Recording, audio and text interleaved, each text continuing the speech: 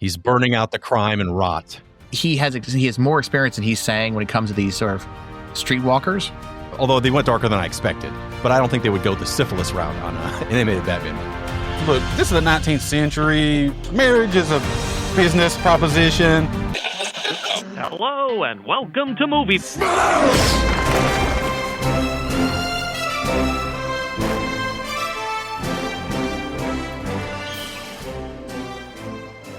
Hello and welcome to Movie Smash, a show where we dive headfirst into comic book movies outside the MCU. If you're new to the show, thanks for joining us. If you've been here before, you know the drill.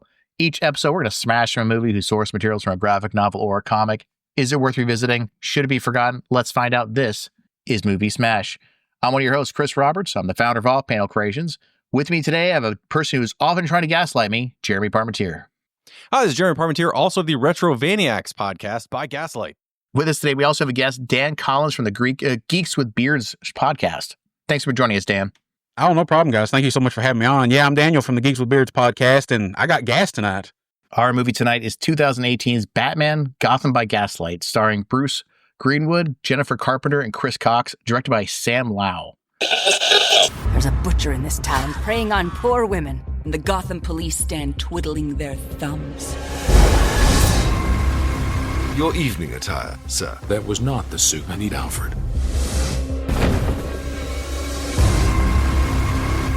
I mean to rid Gotham of the Ripper. He's a skilled hunter, and he's just getting started. You're studying me. You're a fascinating subject. I'm not just another pretty face. Bruce Wayne, you are under arrest. You can't imagine I'm actually the Ripper. The deluxe suite. I need to get out of here. Gotham needs the Batman. Every moment puts women in danger. So, guys, now I think this is our first Elseworld Batman movie. But were you guys familiar at all with this comic? I wasn't, no. Actually, well, that's a lie. I'd heard about it, but I never read it. So I had no knowledge of this going into watching this movie. And this was actually the first time watch of the movie for me as well. Yeah, I knew that this existed because there's a lot of the Batman Elseworlds kind of toys and other things that I knew about, but I had not read this before or seen it. So this will be a first-time view for me as well. Yeah, and for me, I had heard of I discovered the movie first. This is years ago when it first came out. And that led me to go read the comic. But actually, while reading it, I think this is the first Elseworlds storyline they ever had. It's definitely unofficially the first. They didn't have the Elseworlds line when this started, which is the little bit of I do know about the comic, but it has become, retroactively an Elseworlds comic. Yeah, it was 1989, I believe. So yeah, that was definitely their first one. I think even the collections doesn't even really say Elseworlds on it when they put it out, I don't believe. So Jeremy, why don't you give us a little bit of history on this comic? Sure. This was, as you just mentioned, it's a 1989 graphic novel, considered to be the first Elseworlds story, which means it's kind of a Batman story that doesn't fit into the regular canon. It can be in other timelines, other essences of Batman. And so this one is essentially based in a Victorian era Gotham City. So it's loosely tied to Batman, but he's fighting Jack the Ripper, a version of Jack the Ripper that is attacking Gotham City. So if this is your first time joining us, just a heads up, we're going to be discussing certain elements of this movie that I consider spoilers. And if you don't see the movie first, you might just find out we just gaslit you a little bit. So consider yourself warned. Dan, what actually happens in Batman by Gaslight? Or Gotham by Gaslight, sorry. Well, Bruce has been in Europe for a little while. We don't know exactly how long. He comes back to Gotham to discover that some grisly murders have been going on and find out it's Jack the Ripper. And he is trying to investigate to find out who the Ripper is. He meets up with Selena Kyle, and who's a woman of the night, I guess, and you find out that Jack the Ripper is actually Commissioner Gordon, trying to clean up the streets of all the evil and the refuse, and he sees that the women and the whores are the worst of the worst. See, we spoiled it for you right out of the gate. So this story is basically... Sorry about that. No problem. Just generally speaking, how do you think about this representation of sort of the Batman family and the Batman verse? I actually thought it was pretty cool because you have the three Robins. You have Dick, Jason, and Tim as the little boys going around, kind of being pickpockets and stuff and robbing people. This version of Batman was pretty cool. He's just that brawler. It doesn't really seem like he had a lot of training, fight training maybe, but maybe it's just because, Ripper was better at fighting than he was. But I really like this interpretation of the characters for 19th century Gotham City. I really did. I enjoyed it a lot. Yeah, I was glad that it was Batman, not like it's current day Batman, gone through time somehow, right? This is actually a Batman of the time. So he's got, the bat tools and things that you normally have as Batman, but they're appropriate for the Victorian time frame. I mean, they're still a little unrealistic. They wouldn't have some of those things, but at least it makes sense. It's not him with the Batmobile. He does have a Batmobile, but it's not like this. It's a carriage, right? So it's not the same thing at all. I really like that. I like that, again, it's still Bruce as, a rich autocrat. So he's got, he does have, he does have Alfred there to help him out. And as you mentioned, there are some kind of like poor orphans that are, running around that end up being what the names of the traditional Robins. There's also other ties to the universe we're going to talk about, but it's thankfully it's all people who, it's an alternate universe Gotham. It's an alternate time Gotham. So it thankfully isn't everybody that from the comics as they are and then placed into this setting. That would be weird.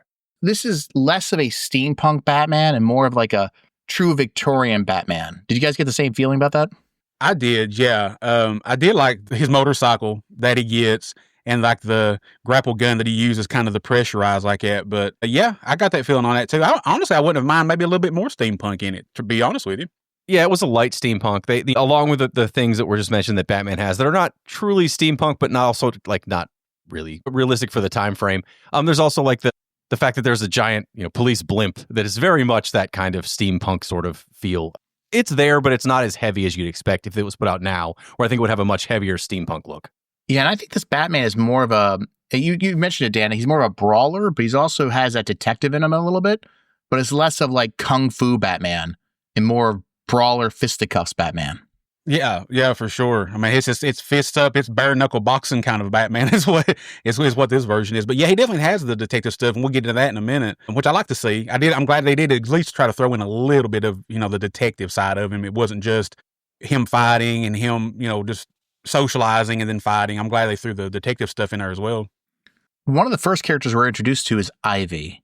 Did you guys think she played a bigger part for the way she was introduced, or you kind of like that sort of cameo she had?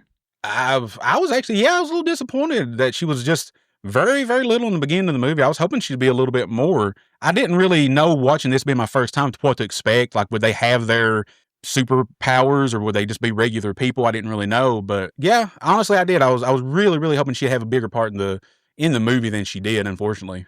I don't mind that she didn't have a bigger role. It's fine that she's in there. It's a nice nod to, Batman fans, like, oh, here's some characters you'll know. Here's some names you'll recognize. And there's a lot of that in this movie. But other than Batman and really one or two other people, everybody else is kind of like, it's a nice nod to Batman, but it's not, hey, here's, Ivy in this universe. It's just a person with the same name that happens to be, integral to the plot, I suppose, but not a main figure.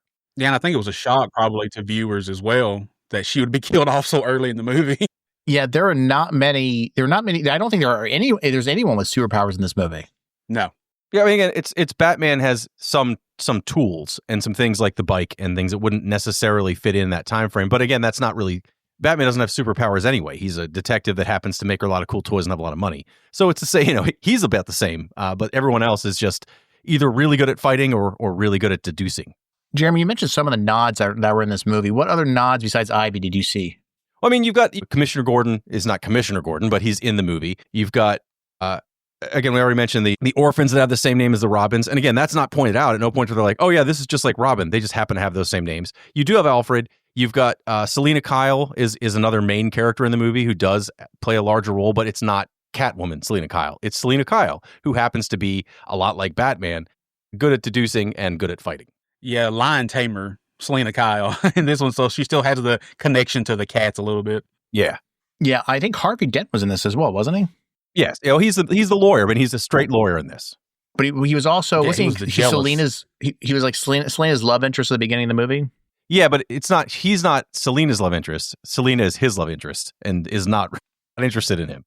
Yeah, I like when he's telling Bruce, he's like, I think I'm in love. And he's like, well, I'll tell your wife, look, this is the 19th century. Marriage is a business proposition. And whatever. Selina has no interest in Harvey whatsoever. None whatsoever.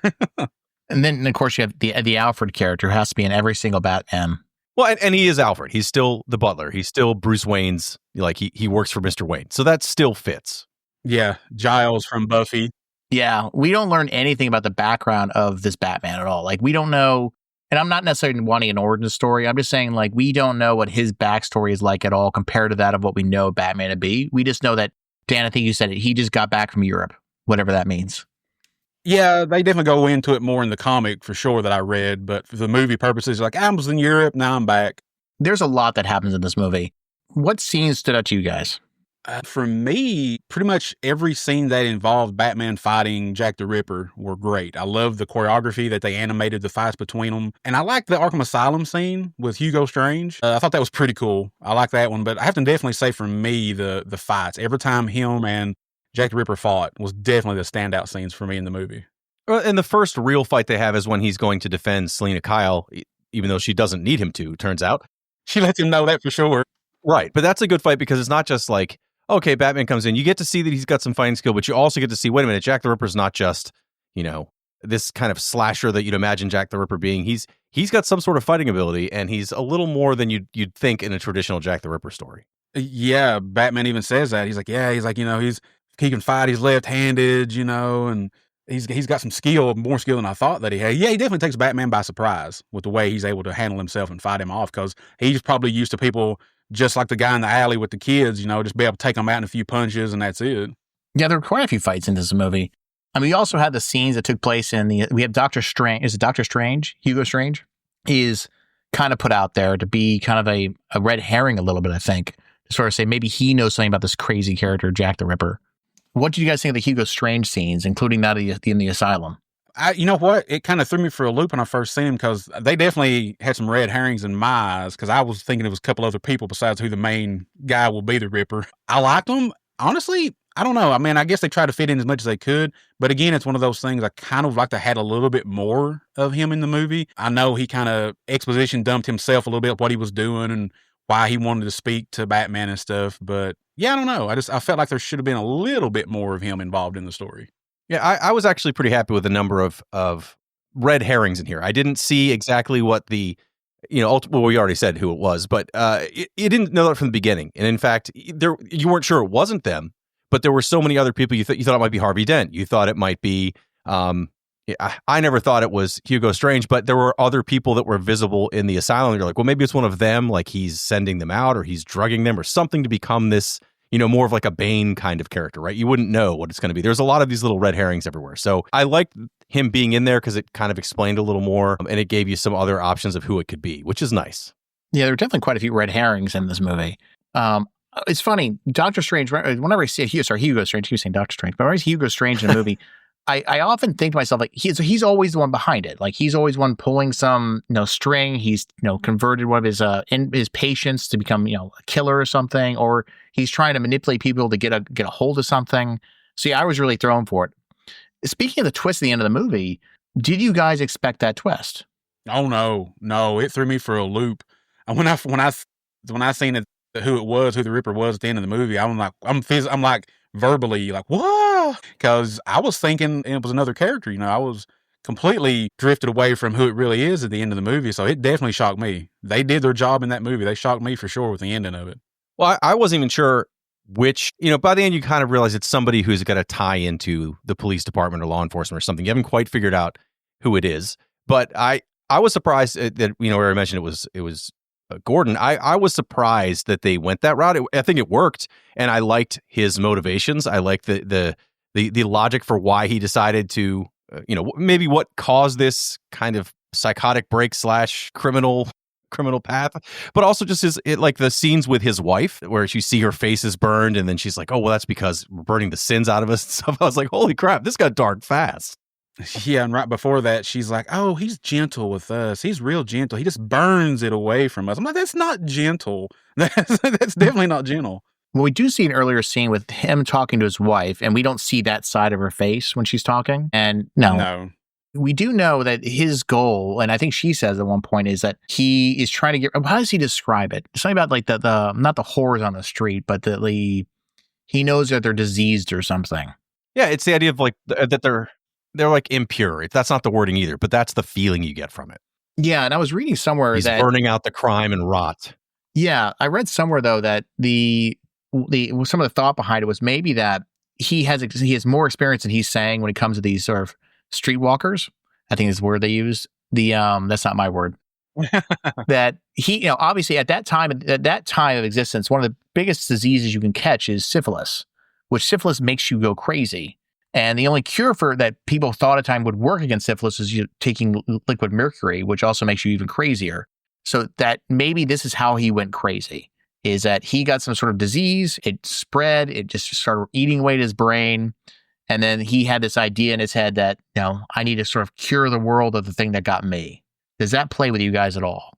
Well, I know, he does mention definitely toward the end, the Batman, about when he was in the Civil War and that he saw a lot of death and a lot of, disease and stuff. But the main thing that was the worst killer were the women that would come in and follow the soldiers around and basically, like you said, give them syphilis or whatever. And I think that is kind of what drove him to see them as the ultimate evil, I guess, in his mind of the world, or at least of Gotham City, to eliminate them, because they're pretty on the outside, but they hide an evil on the inside that, you can't see it.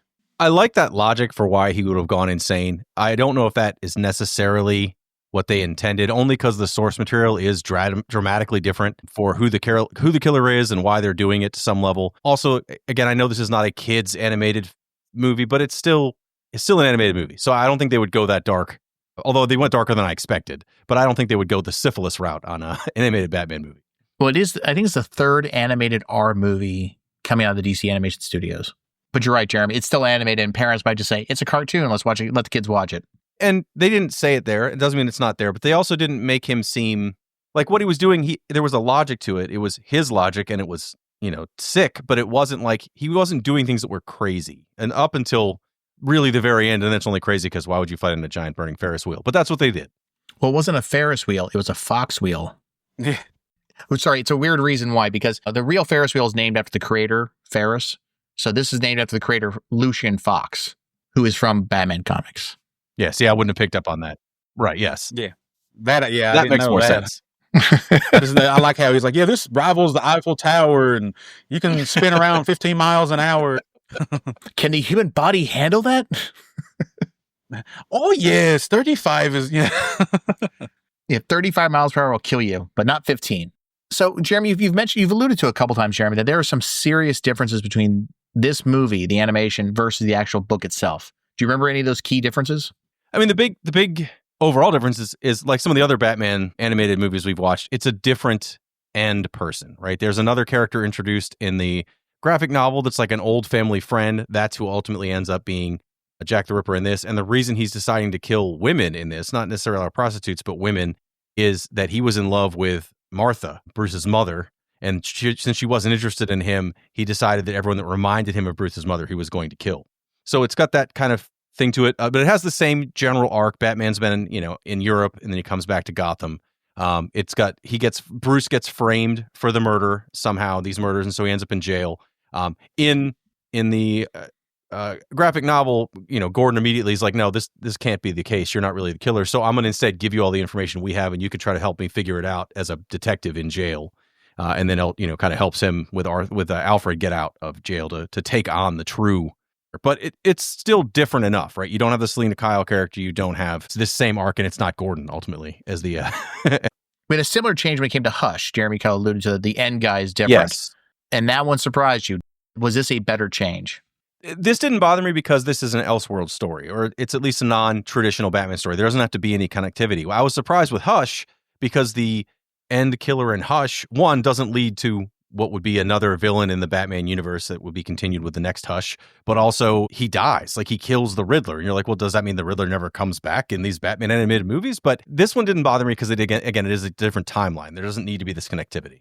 Yeah, it definitely, it did shock me. Like I said, I've not read the book, but I did research it a little bit about the differences, because what I've read of Batman, Gordon's always the good guy. He's always on the side with Batman. And then when you see in this movie, he's revealed to be the Ripper, no matter his motives. I'm like, that took me aback for a minute. I'm like, whoa, they took like probably one of the best people in Gotham City that's not Batman and turned him into like the ultimate villain, in this version. So it definitely shocked me for sure compared to the original material. So this movie clocks in about, 88 minutes long? I like the setting. I would like to see more with that version of Batman. I like the more detective-y Batman stuff sometimes than the just straight up fighting Batman or all gadgets Batman. So I would like to see more of this character. And this world is interesting because it's not tied to really anything. It's kind of this weird London-y Gotham, and I liked it. So I would definitely like to see more of it, but I don't know if this story needed to be any longer, like on its own. This arc is good for 88 minutes. Like it has a good, I feel like it filled up the time well. I never got bored. But did I need to pad out more of that? Not nearly, but I would love to see more of, Selena Kyle and Bruce Wayne and everybody in this time frame. Yeah, I think it was a good runtime. I think it did what it needed to do. Like I said, I would like to see a little more Hugo Strange, just a little. And like Jeremy said, definitely a little bit more Selena and Bruce, their relationship. But, for what it was, I wasn't bored either. It stayed good, I don't know, maybe a couple of more killings by the Ripper, maybe. I know we got, 3, I believe it was? Because I think the older lady was the last one they showed, I believe. Yeah, that's how they were able to frame Bruce. But no, I like the movie. I think it was timed good. I think it was paced good. So I'm happy with it. Yeah, it seems that most of these animated movies are just about 90 minutes long. Seems to be sort of what they're aiming for. Dan, I kind of agree with you a little bit. It would have been nice to get some more killing, meaning that Bruce had to sort of do more detective work. I like to sort of think of the movie Seven in that. But if it was more like that, I think that'd be more thrilling. But Jeremy, you're right. It is a rated R movie, but it's animated, so the kids might watch it. So we can't only go so dark. All these, at least the ones we've watched, the animated versions, all really do trim down a lot from the source material, even when it's way different. But I mean, Hush cut out big sections of it.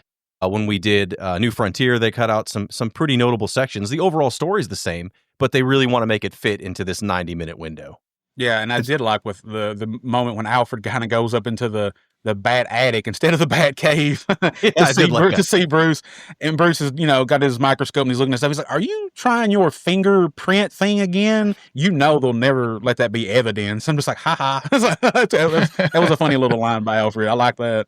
Just so if you do want more of this style of Batman, there was a sequel movie that was made for it called Batman: The Doom That Came to Gotham. And that's a little bit more H.P. Lovecraft style than steampunk. Well, there's also, in the source material, there's also some others. There's Batman Master of the Future that came out as a sequel, more or less, to this. And then there's apparently another animated series or animated movie in works with the same era Batman. I do enjoy these Elseworld movies just because we sort of tread that path of Batman as much as we can. And these other takes are kind of interesting. Though it was kind of wrong to kill Ivy in the first 5 minutes of the movie. Yeah, and I did like when Bruce is in the asylum, we see Cyrus Gold in there, kind of just a little quick, he's like, "I'll beat you up in private. You're not worth, a public demonstration or whatever." So for our people who are listening who don't know who that is, who does he turn into? Solomon Grundy, right? If I'm not mistaken. Yeah. I thought that was really cool. So one thing though, and for a movie though, we have mentioned this movie many, many times in several other episodes. Fergel keeps bringing it up. Jeremy, having this being your first time watching it, but hearing him talk up much, does it live up to the hype he had been giving it? I mean, nothing's going to live up to the hype, right? If you talk about something every day about how good it is, doesn't matter what it is, you're going to be let down. That said, I did like this. I like that.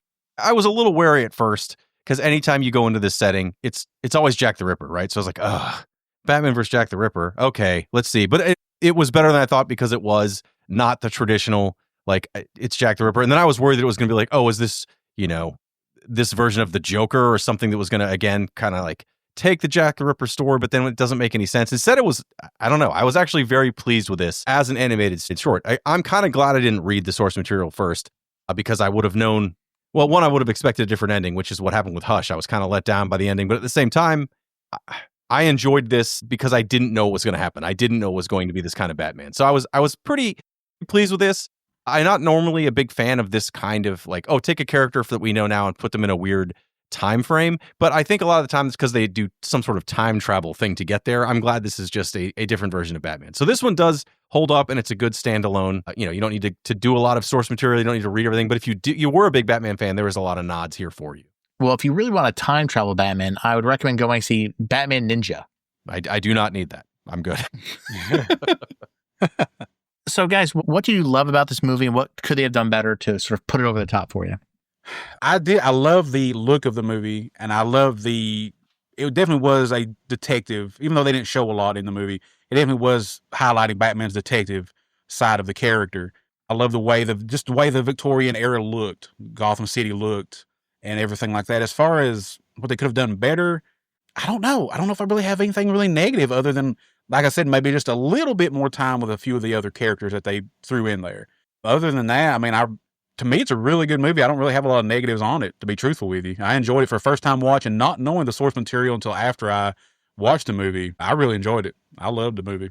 I think the biggest thing, and you kind of mentioned, I would like to have seen some more of the straight detective things, but also if you're going to have Batman with these weird little gadgets, there wasn't a lot of it. It was pretty much like you saw he had a belt and he had some tools, but you didn't really see what a lot of those things were. I would have liked to have seen kind of more, even if it was just detective tools, like, oh no, it is like whatever he's using for fingerprints, or it's whatever, things that would make more sense as this version of Batman. I think otherwise I was pretty happy with this. I liked that there wasn't a lot that was, it wasn't obvious. I like that it wasn't obvious. I like that we were kind of surprised with who the Ripper ended up being. But at the same time, once it happened, you were like, what? This came out of nowhere. Like, it all kind of fit together nicely. So they did a good job with that. But yeah, I think I would have liked to known a little more about this version of Batman himself. But I understand you're trying to fit this into 90 minutes. And thank God we didn't have the first half an hour be an origin story. So I'm good with that.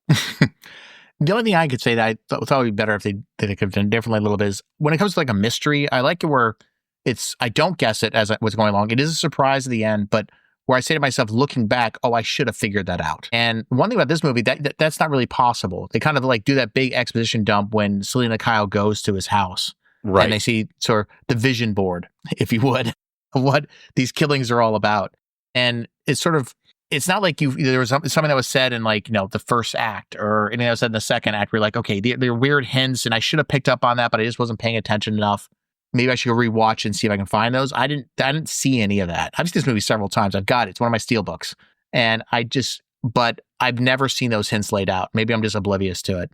And it's always sort of a surprise at the end, meaning like there's no hints getting to it. Though I do like the movie. I like the style. I love the look of it. I like the second movie as well. We'll probably do that at some point. It has more H.P. Lovecraft to it than this does, which is kind of fun. Well, see, I like that spin. I like that you take you take this character in this time frame, and Lovecraft's another way to go with it. So that's an interesting take that still makes sense. It's not like, oh yeah, now he's in space. What? Why is Gotham Batman or Gotham by Gaslight Batman in space? It reminds me of the old movie where they all got like jumped into a giant sized bullet and got shot at the moon. Yeah, exactly. That's the Bat ship. So, guy, would you want to see a live adaptation of this movie? I would enjoy seeing a live action version of it. I think. I know we've had other live action versions of Jack the Ripper movie and stuff, but this being a Batman story, if it's done right, if they do it right, maybe more detective stuff and not go too outlandish with it, kind of keep it grounded as the source material is. Yeah, I definitely would go watch a live action version of it. If you're going to do Elseworlds Batman, then yes, I guess this is a good one to do. But if I don't know. They have a lot to do already. Like, it's not like they don't have anything else to do with this revitalization. There's plenty of other characters that need to be, have current modern day versions of their stories that all fit into their universe. So you need to also then put a bunch of Elseworlds books in there to fill up more time. Why not just focus on making the ones you have really good and connected so people are excited? Yeah. Give me a Firestorm movie. There you go. So for this movie, though, should people go out and find it? Yes. All the animated movies we've done so far from this DC animated universe, I've enjoyed thoroughly. I think based on the ones we've seen, which is 4 or 5 of them now, I can't say we've seen ones that I've been disappointed in. I would say yes, this is definitely worth seeing. And again, you don't need any other connectivity. If you're just looking for something to watch with someone who may not even be a big Batman fan, but is interested in some sort of, superhero movie from this time frame, it's 90 minutes and it's self-contained. Yeah, I agree with Jeremy on that. Definitely seek it out. You can buy it and rent it on most streaming platforms right now. It's like you said, it's just jumping right into it. You don't have to know really anything except basic Batman knowledge, really, of characters and of him to enjoy this movie. Yeah, I've been talking about how much I like this movie for years now, so I'm just glad other people have seen it at this point. It wasn't just me. So yes, go find it. But rating-wise, how would you guys rate it? This is a tough one to come up with a clever rating, Chris. This is a tough movie to do that with. If I had to give it, our normal rating is thumbs up to thumbs down with some funny witty things said at the end. I would just say it's a good 3/4 thumb up on this one because again, standalone, it's good. But if you're looking for, hey, I want a superhero movie to rush out to see, this may not be what you want to see.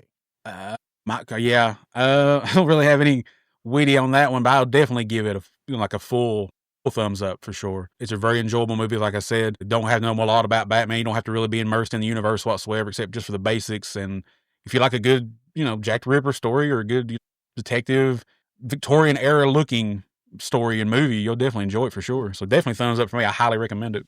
Yeah, I think it's a solid thumbs up in the sense of that there's nothing wrong I can really point at it to say like, oh, this ruined the movie for me. But at the same time, like it's different enough. I think people need to go see it just to experience it. Not like different like Cemetery Man or different along those lines, but just different that it's a really different take on Batman where we get to see really more of him being a detective and a brawler than where we get sort of the ninja Batman we get later in later years. Yeah, I did like when he's getting ready to get on the blimp that he has. You see, he has like his little smoke bomb. Yeah, you get to see that. So you see that in his grappling hook, and like Jeremy said, you see his utility belt. And unfortunately, I mean, it didn't have to see him do more, but at least they did show it that he actually does have other little gadgets and stuff with him, And then up in his little attic, you can see a little bit off to the side of the other suits or his, whatever. So you get to see some stuff in there. So, guys, you have any last minute thoughts on the movie before we head on out? No, like I said, I've liked the animated movies. This one fits right in. I do like that, it's not just that Batman is kind of a regular guy with just a lot of skills and some money to pay for things. Everybody else in the movie, he's not fighting a supernatural entity. It's not Batman versus, some kind of superhuman or alien creature or whatever. It's just a person who also has this large amount of training and this history that's kind of took him this direction. So I do enjoy that. This seems like a very down-to-earth sort of Batman story, while still being very fantastic, but in a completely believable way. Yeah, this was probably the first animated DC movie I'd watched since Dark Knight Returns, I guess, because I kind of fell off of them for a while. It kind of makes me want to go back and rewatch a lot of the other ones that I've missed that's come out recently, especially the Hush one. I listened to your Hush episode. I definitely want to watch that because I really enjoyed the comic. So I definitely would want to watch the movie of that for comparison. I know we keep saying over and over again, I do enjoy the fact that there are no superpowers in this movie. Yes. I don't think we've seen a movie that used superheroes that didn't have superpowers in quite some time. Not the one I can think of. Was this in Steel? So we're putting this on the same pedestal as Steel. Hey, I liked Steel. I thought Steel was fine. Well, you like Steel as like a party movie, as in like hanging out with friends watching. It is a mindless but yet totally harmless superhero movie, and I enjoyed it. So as we head out today, Dan, where can people find you and what are you working on? The Geeks with Beards podcast. You can find us on pretty much all the podcast streaming platforms, Spotify, Apple Podcasts, Podbean. And we also have a Facebook and an Instagram. We also have a YouTube channel where our audio episodes are up for your listening pleasure. And we also have little short videos for toy reviews, which we got a little behind on those, but we're going to try to get some more put out there soon. So just check us out, Geeks with Beard podcast. And Jeremy? You can always find me here watching movies with you, but also every 2 weeks, I'm on the Retrovaniacs podcast, where instead of talking about old movies, we talk about old video games. For me, you can always find me at Off Panel Creations, always building some piece of nerdy furniture. I want to thank you for spending some time with us, and don't forget to tell your friends all about Movie Smash by Gaslight. So send us a note over at movie-smash.com, and we'll see you in a couple weeks. Thank you again for listening, and I hope you enjoy the show. This has been Movie Smash with Chris Roberts, Jeremy Parmentier, and Fergel Amayo. Produced by me, Chris Roberts. Executive produced by Off Panel Creations, LLC. Movie clips provided by the respective studios. You can rate and review the show at Apple Podcasts and Spotify. You might even find your review read on a future episode. Got a question for us? Visit us at movie-smash.com and send us a note. It too can be read on a future episode. If you haven't already, please subscribe to Movie Smash wherever you listen to your podcasts.